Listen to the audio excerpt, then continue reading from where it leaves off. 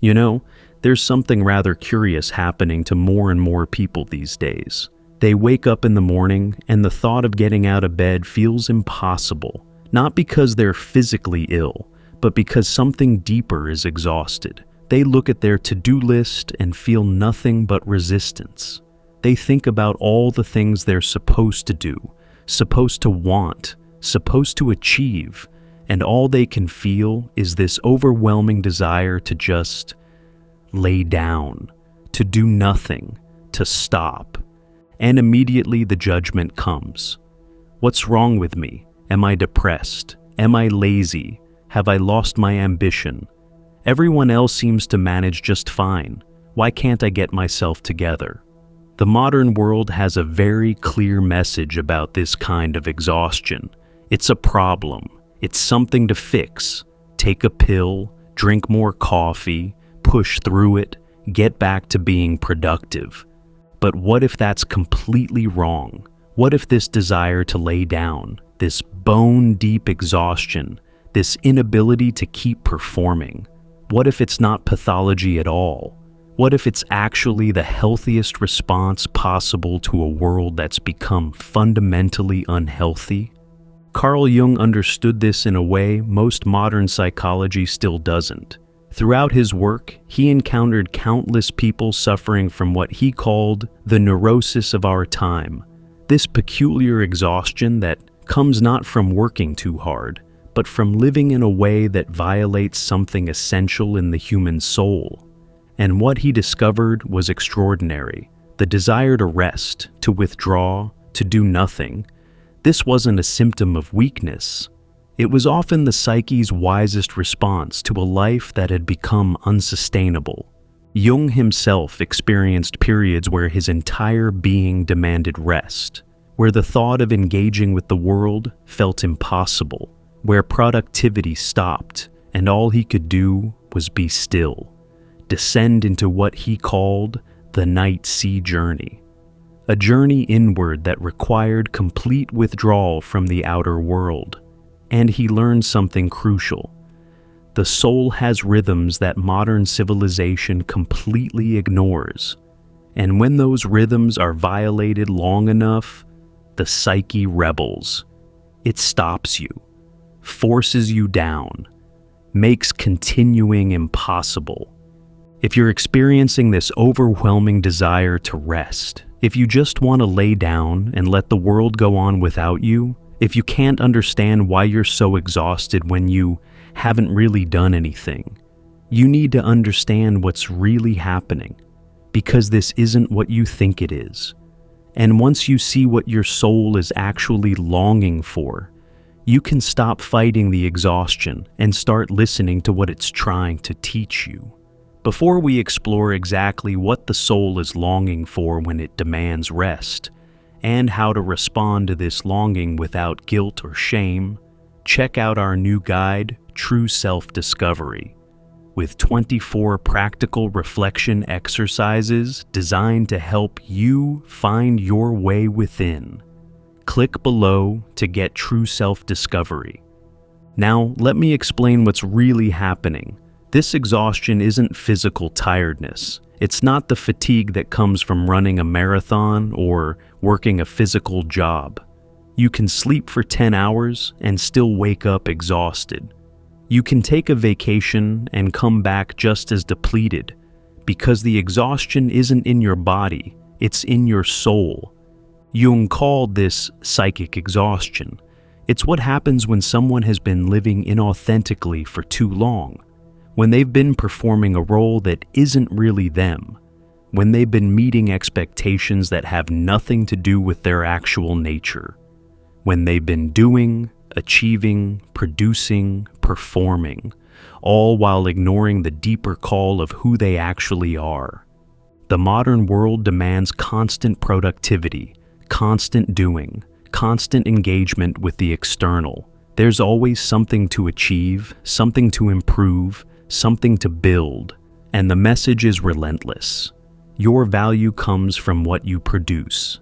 Your worth is determined by what you accomplish. Rest is laziness. Stillness is wasted time.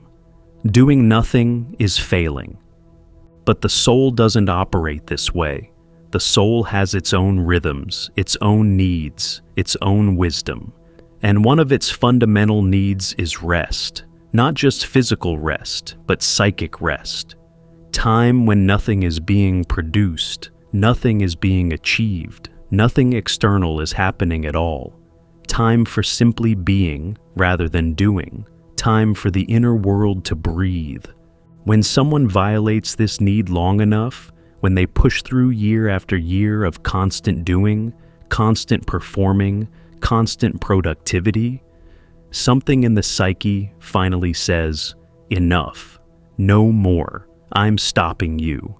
And it does this by making continued doing impossible, by creating an exhaustion so profound that getting out of bed feels like climbing a mountain, by making productivity physically, emotionally, psychically impossible. This is what's happening when someone just wants to lay down all day. Their soul is staging a rebellion. It's forcing the rest it's been denied. It's creating the stillness it's been starved of. It's saying, you wouldn't stop voluntarily, so I'm stopping you involuntarily. Here's what Jung observed. This kind of exhaustion almost always appears in people who've been performing rather than living, who've been being who they're supposed to be rather than who they actually are, who've been meeting external expectations while completely ignoring internal needs. They've been going to the job that looks good on paper but drains their soul. They've been maintaining the relationship that's socially acceptable but emotionally dead. They've been living the life their parents wanted or society approved or their peer group expected. They've been performing the role of successful person, good parent, responsible adult, performing it so convincingly that everyone believes it, maybe even they believe it. But the soul knows. The soul always knows when someone is living a false life, when they're being a persona rather than a person, when they're performing rather than authentically existing. And eventually, the soul refuses to continue. It withdraws its energy from the performance. It makes continuing the act impossible. This is what Jung called the breakdown of the persona. The mask someone has been wearing, the role they've been playing, it becomes unsustainable. The energy required to maintain it becomes too much. And suddenly they can't do it anymore. They can't get up and perform the role. They can't maintain the mask. All they can do is lay down and let it all fall apart. This feels like failure. It feels like depression. It feels like something is terribly wrong. But Jung would say it's actually the beginning of something becoming right. The false life is collapsing. The persona is breaking down. And in that collapse, in that breakdown, there's an opportunity for the real person to finally emerge. The desire to lay down, the inability to continue performing, this is the soul's way of forcing a person to stop, to finally stop, to create the space for something authentic to surface. You can't discover who you really are while you're busy being who you're supposed to be. You can't hear your soul's voice while you're performing the role. You have to stop. You have to lay down. You have to let the performance end. Here's another thing Jung understood about this exhaustion. It's not just about individual people living false lives. It's about living in a civilization that itself is profoundly exhausting, that never stops, that never rests, that values doing above being, productivity above presence, achievement above authenticity. Modern life moves at a pace that's completely unnatural. Constant stimulation, constant demands, constant connectivity.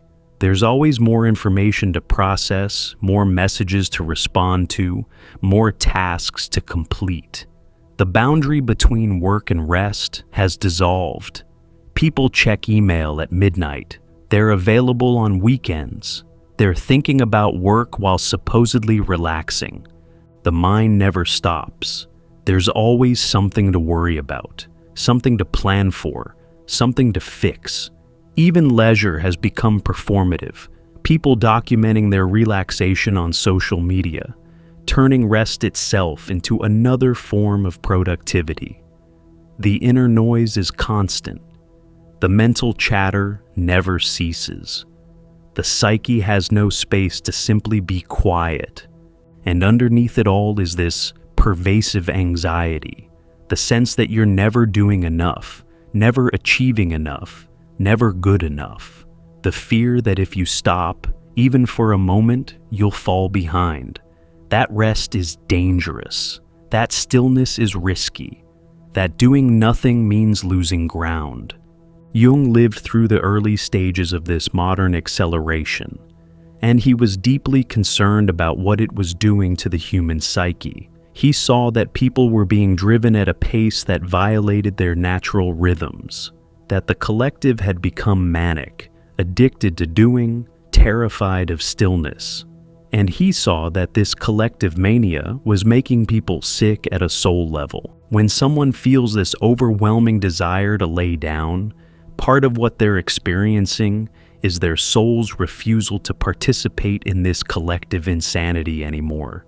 They're exhausted not just from their own doing, but from trying to keep pace with a world that never stops. Their psyche is saying, this pace isn't natural, this constant stimulation isn't healthy, this endless productivity isn't sustainable. I'm opting out. Now, here's where it's crucial to understand something. When the soul demands rest, when someone feels this overwhelming need to lay down and do nothing, this isn't laziness. The modern world will call it that. Productivity culture will call it that. Even the person experiencing it might call it that. But it's not. Laziness is avoiding work you're capable of doing. Soul exhaustion is being incapable of continuing work that's killing you. Laziness is preferring comfort to effort. Soul exhaustion is the psyche's desperate attempt to preserve itself by forcing the rest it's been denied. They're completely different things. Jung made a crucial distinction between what he called active rest and passive exhaustion. Active rest is chosen. It's deliberate withdrawal for the purpose of restoration. It's saying, I need to stop and replenish, so I'm choosing to rest. This is healthy, wise, necessary. But what many people are experiencing now is passive exhaustion. It's not chosen. It's forced upon them by a psyche that can't continue. They're not deciding to rest. They're collapsing. They're not choosing stillness. They're being stopped. This is different. This is the soul saying, you wouldn't listen when I whispered, so now I'm shouting. You wouldn't rest voluntarily, so now I'm making rest involuntary. And here's what's important to understand. When the soul forces this kind of rest, fighting it makes everything worse. Trying to push through it, trying to motivate yourself back into action, trying to shame yourself into productivity. This is like putting a bandage on a bullet wound. It doesn't address what's actually happening. It just adds another layer of violence to a psyche that's already been violated by too much doing. What the soul is longing for when it creates this exhaustion is permission to rest without guilt, permission to do nothing without judgment, permission to simply be still and let everything external fall away for a while. It's longing for someone, for you, to finally listen to what it's been trying to say for years. Stop. Just stop. Be still. Rest. Not because you've earned it, not because you've achieved enough to deserve it, but because rest is a fundamental need of consciousness itself. And if you're experiencing this exhaustion and need guidance on how to respond to it without shame or resistance, check out our new guide, True Self-Discovery, with 24 practical reflection exercises designed to help you find your way within. Click below to get True Self-Discovery and learn how to honor what your soul is asking for. Here's something else Jung understood about this overwhelming desire to lay down. It's often the beginning of what he called the descent, a journey downward into the unconscious, into the depths of the psyche, into the parts of oneself that have been ignored or rejected or never explored. In myths and fairy tales, the hero often has to descend into the underworld, into the cave, into the depths of the ocean. And during this descent, they're cut off from the ordinary world. They're in darkness. They're alone. They're not doing anything in the external sense. They're just descending, being in the depths, waiting for what needs to happen in those depths to happen. This is what's occurring when someone feels this soul-level exhaustion. They're being called to descend, to leave the surface of constant doing and achievement, and go down into the depths where the real work happens. The work that's not visible.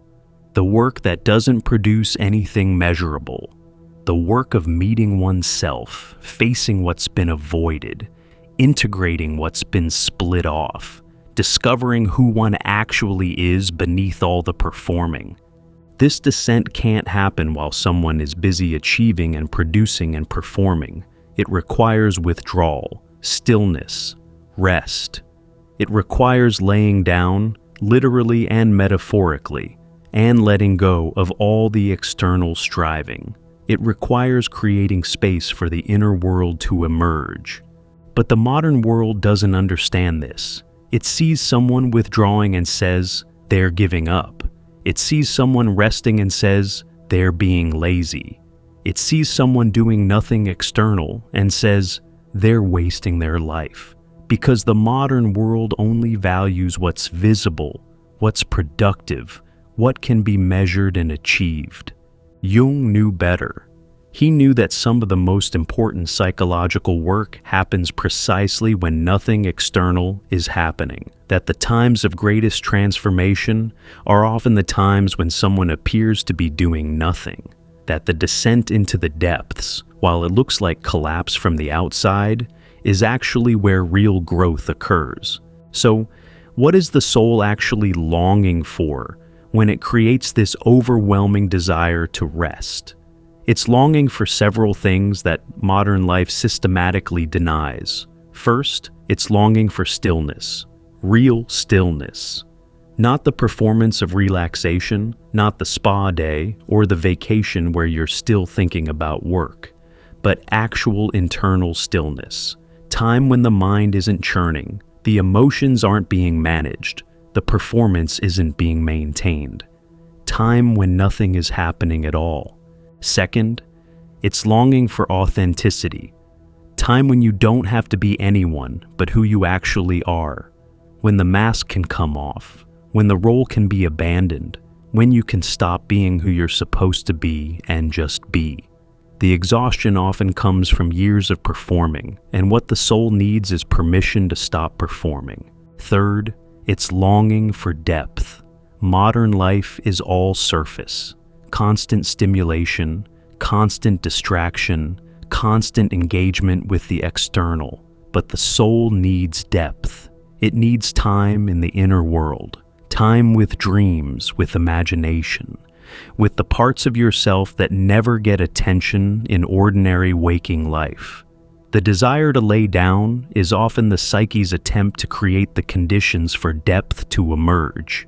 Fourth, it's longing for integration. When someone has been split, being one person at work, another at home, another in public, another in private, eventually this fragmentation becomes exhausting.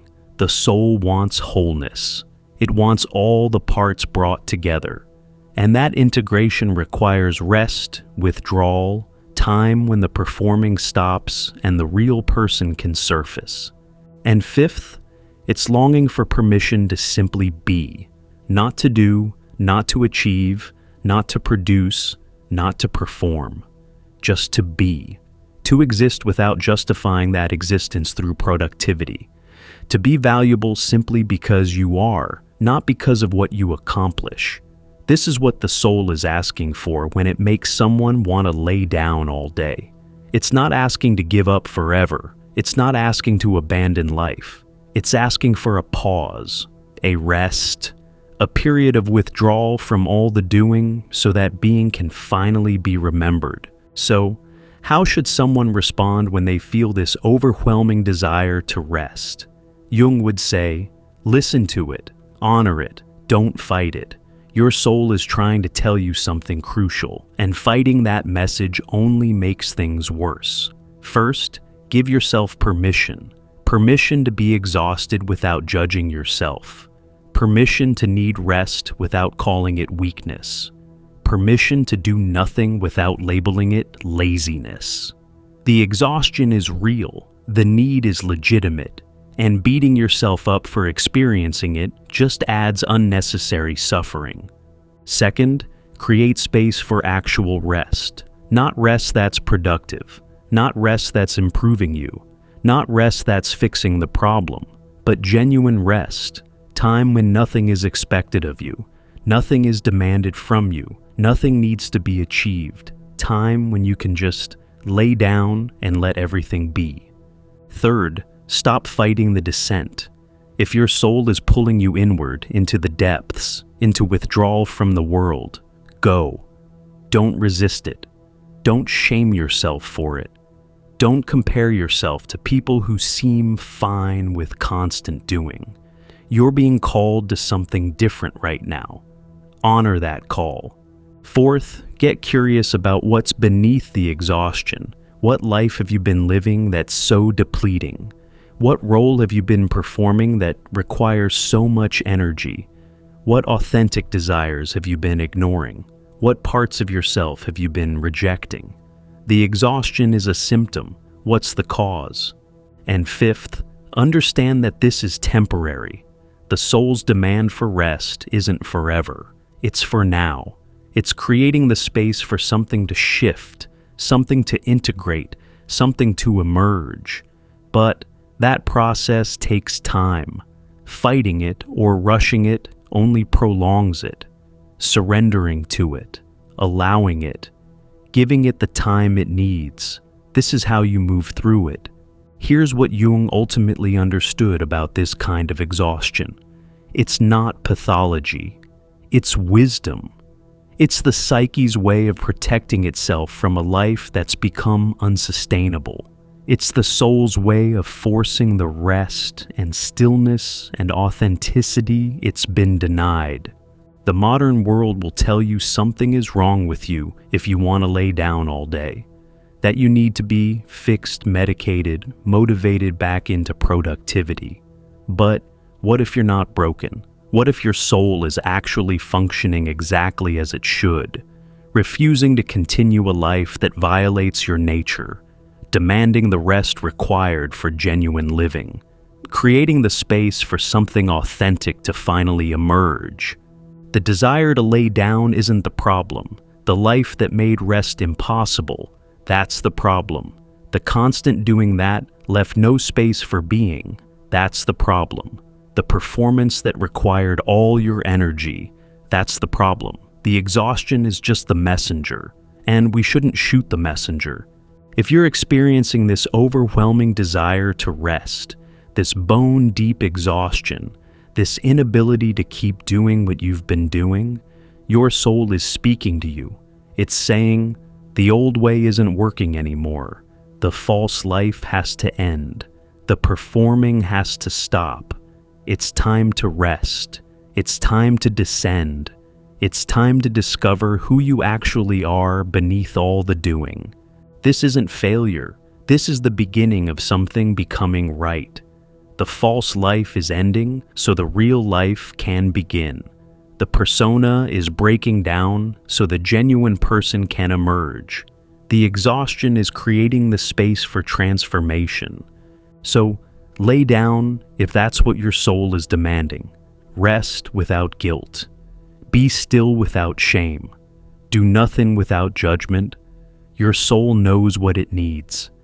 And right now, what it needs is for you to finally stop, to finally rest, to finally listen to what it's been trying to tell you all along.